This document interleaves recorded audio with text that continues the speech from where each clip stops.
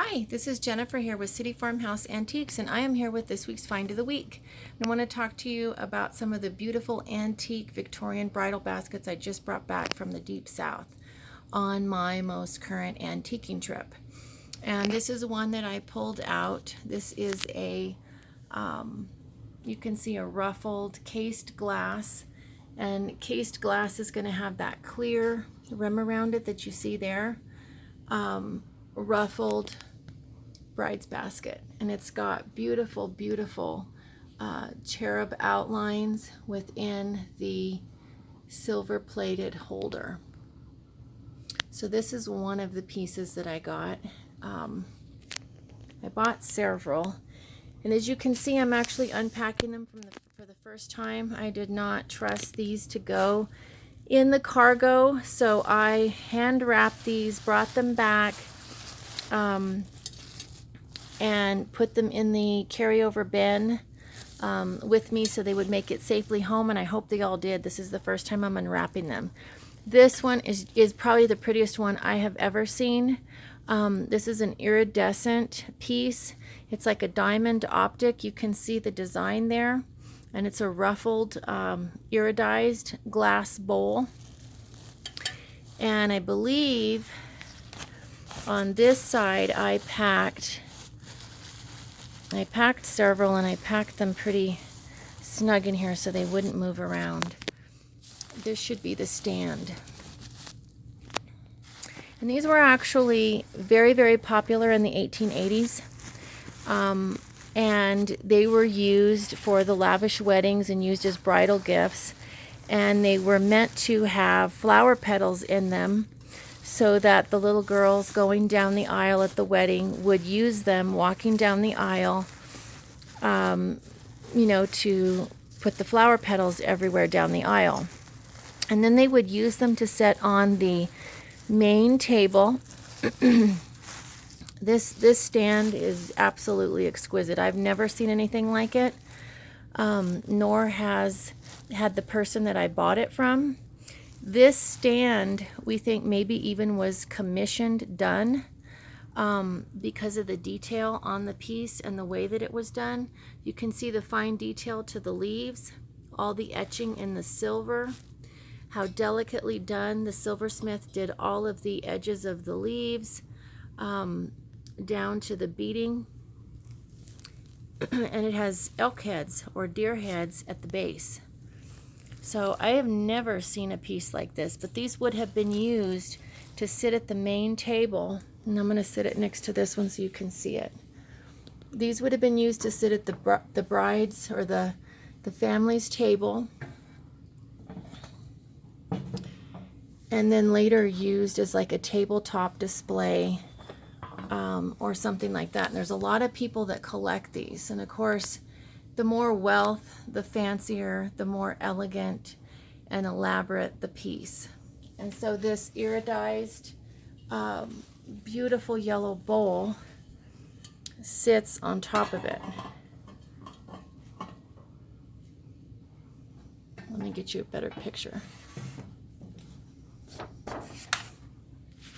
There you can see how gorgeous this piece really truly is, with that ruffled bowl, the beautiful shades of green and yellow, and then like the diamond optic design within the glass. But the stand is just remarkable. And this came out of the state of Colorado. We think it was commissioned. It originally came out of Colorado. And, you know, being that there was so much gold in the West, and people came to the West for gold, there were a lot of wealthy families who were able to have pieces commissioned for them. And so we think that that's probably the case with this elaborate piece. Never seen one like it.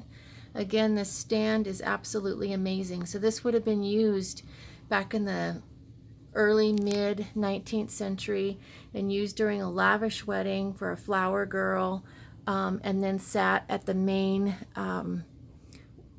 table to hold the bridal bouquet and then used later as a tabletop display. And so a lot of collectors will keep them in a display case, will put them tabletop on an end table.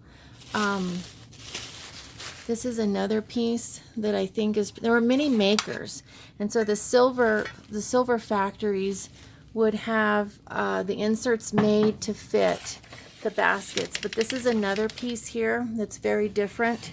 This was all hand painted. I think this is probably Mount Washington Webb, one of those, and was all hand painted, hand done. And of course you can see the more elaborate the design, the more value the piece has. This was all hand done and hand painted. So when you're looking for these, you know, ideally you want to find one that has a snug fit when you check to make sure that the insert, the glass insert, fits snugly into the piece. It can diminish the value. However, if it's a piece that you really like, you know, it doesn't really matter as far as wanting to collect these pieces. This is another stand that I bought, and I have several others. I don't have any of them unwrapped. That was the favorite one that I showed you. It's just gorgeous. Some of them will sit on pedestals. This is another one that was done. You can see that's got more of a deep ruffle on the bowl, and it sits in its stand. And this one,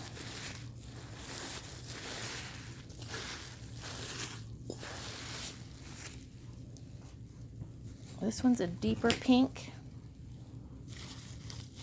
So you want to be looking at these, checking to make sure there's no chips, no cracks, that type of thing in these pieces. This is a deeper bowl. Let me set one of these down. So you're looking for chips, you're looking for cracks, that kind of thing. And I've got to sit and look at them and see which set goes into which. This one I know here goes into this one. But again, you're looking for any chips, any cracks. You don't want there to be damage to them. But there you can just see how gorgeous. I mean, they're eye candy. And then with their history and what they were used for, they're really neat pieces to collect.